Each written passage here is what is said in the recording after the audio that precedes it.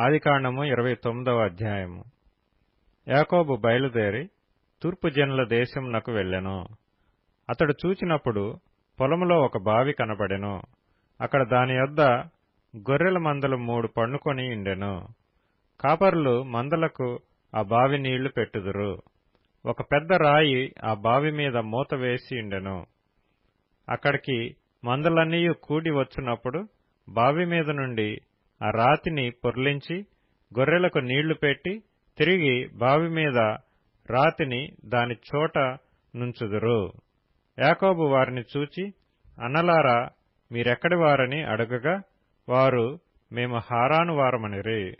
అతడు, నాహోరు కుమారుడగు లాబానును మీరెరుగుదురా అని వారిని అడగగా వారు ఎరుగుదుమనిరి. మరియు అతడు క్షేమంగా ఉన్నాడా అని అడుగగా వారు, క్షేమముగానే ఉన్నాడు. ఇదిగో అతని కుమార్తె అయిన రాహేలు గొర్రెల వెంట వచ్చుచున్నదని చెప్పిరి.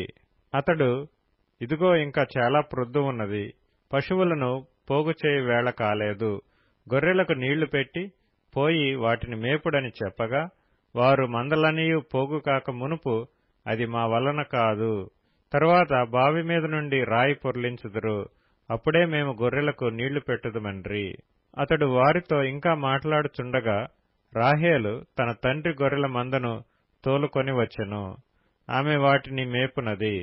యాకోబు తన తల్లి సహోదరుడైన లాబాను కుమార్తెయగు రాహేలును తన తల్లి సహోదరుడగు లాబాను గొర్రెలను చూచినప్పుడు అతడు దగ్గరకు వెళ్లి బావి మీద నుండి రాతిని పొర్లించి తన తల్లి సహోదరుడగు లాబాను గొర్రెలకు నీళ్లు పెట్టెను.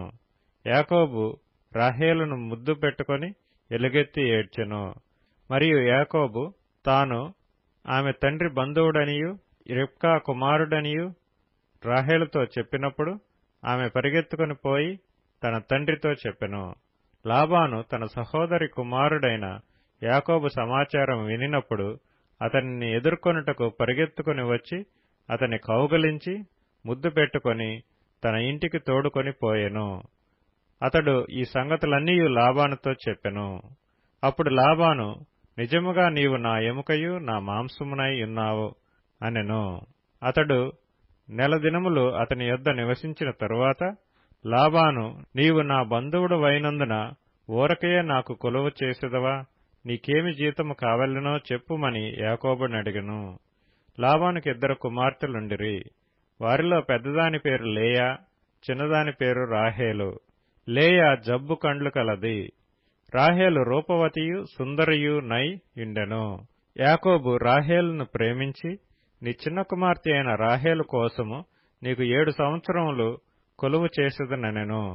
అందుకు లాబాను, ఆమెను అన్యునికిచ్చుట కంటే నీకిచ్చుట మేలు, నా యొద్ద ఉండుమని చెప్పగా యాకోబు రాహేలు కోసము 7 సంవత్సరములు కొలువు చేసెను. అయినను అతడు ఆమెను ప్రేమించుట వలన అవి అతనికి కొద్ది దినములుగా తోచెను. తరువాత యాకోబు, నా దినములు సంపూర్ణమైనవి కనుక నేను నా భార్య యొద్దకు పోవునట్లు ఆమెను నాకిమ్మని లాబాను నడగగా లాబాను ఆ స్థలములోనున్న మనుషులనందరినీ పోగుచేసి విందు చేయించి రాత్రివేళ తన కుమార్తె అయిన లేయాను అతని యొద్దకు తీసుకొని పోగా యాకోబు ఆమెను కూడెను. మరియు లాబాను తన దాసి అయిన జిల్పాను తన కుమార్తె అయిన లేయాకు దాసిగా ఇచ్చెను. ఉదయమందు ఆమెను లేయా అని ఎరిగి అతడు లాబానుతో, నీవు నాకు చేసిన పని ఏమిటి?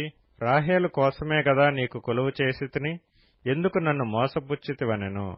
అందుకు లాబాను, పెద్దదానికంటే ముందుగా చిన్నదానినిచ్చుట మా దేశ మర్యాద కాదు, ఈమె యొక్క వారము సంపూర్ణము చేయుము, నీవిక 7 సంవత్సరములు నాకు కొలువు చేసిన ఎడల అందుకై ఆమెను కూడా నీకిచ్చెదమని చెప్పగా యాకోబు అలాగు చేసి ఆమె వారము సంపూర్తి అయిన తరువాత అతడు తన కుమార్తె అయిన రాహేలును అతనికి భార్యగా ఇచ్చెను. మరియు లాబాను తన దాసియగు బిల్హాను తన కుమార్తె అయిన రాహేలుకు దాసిగా ఇచ్చెను. యాకోబు రాహేలును కూడెను. మరియు అతడు లేయా కంటే రాహేలును బహుగా ప్రేమించి అతనికి మరి 7 ఏండ్లు కొలువు చేసెను. లేయా ద్వేషింపబడుట యెహోవా చూచి ఆమె గర్భము తెరిచెను. రాహేలు గొడ్రాలై ఉండెను. లేయా గర్భవతి అయి కుమారుని కని యెహోవా నా శ్రమను చూచియున్నాడు, కనుక నా పెనిమిటి నన్ను ప్రేమించును గదా అనుకొని అతనికి రూబేనను పేరు పెట్టెను. ఆమె మరలా గర్భవతి అయి కుమారుని కని, నేను ద్వేషింపబడితినన్న సంగతి యెహోవా విన్నాడు గనుక ఇతను కూడా నాకు దయచేసిననుకొని అతనికి షిమ్యోను అని పేరు పెట్టెను. ఆమె మరలా గర్భవతి అయి కుమారుని కని, తుదకు ఈసారి నా పెనిమిటి నాతో హత్తుకొని ఇండును, అతనికి 3 కుమారులను కంటిననుకొనెను. అందుచేత అతనికి లేవి అని పేరు పెట్టెను.